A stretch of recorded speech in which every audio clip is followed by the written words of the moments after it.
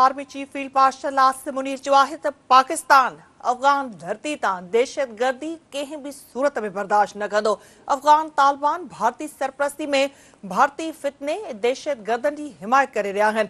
Army chief field marshal Asim Munir जो चवणु आहे त पाकिस्तान अफ़गानिस्तान सां लाॻापा बहितर बणाइण जी भरपूर कोशिश कई। पाकिस्तान अफ़गानिस्तान समेत पाड़ेसरी मुल्कनि सां अमुन क़ाइमु करण जो ख़्वाहिशमंद आहे। Army chief field marshal Asim Munir Peshawar जो दौरो कयो आहे।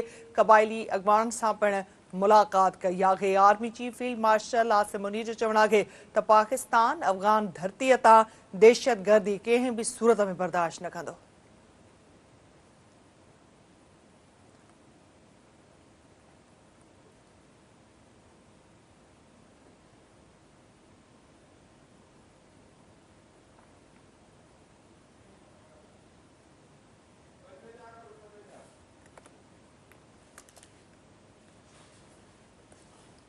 Army chief field marshal Asim Munir जो चवणु आहे त अफ़गान धरती तां पाकिस्तान ख़िलाफ़ दहशतगर्दी बर्दाश्त न कई वेंदी। पाकिस्तान अफ़गानिस्तान सां लाॻापा बहितर बणाइण जी कोशिश कई।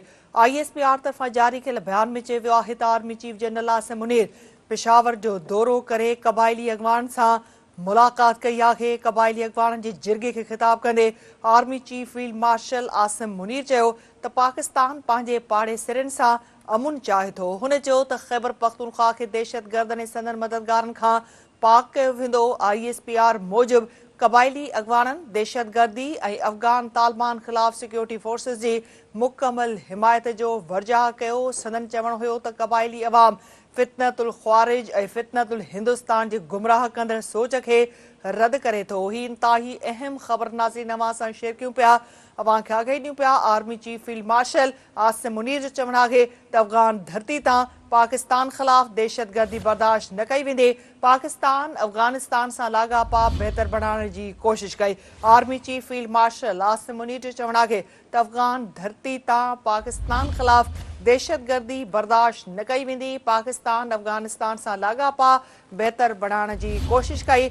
ISPR तरफ़ां जारी कयल बयान में चयो वियो आहे त army chief general Asim Munir Peshawar जो दौरो करे क़बाइली अॻवाननि सां मुलाक़ात कई। क़बाइली अॻवाननि जे जिरगे खे ख़िताब कंदे army chief field marshal Asim Munir चयो त पाकिस्तान पंहिंजे पाड़ेसरनि सां अमुन चाहे थो। हुन चयो त ख़ैबर पख्तूनख्वा खे दहशतगर्दनि ऐं संदनि मददगारनि खां पाक कयो वेंदो।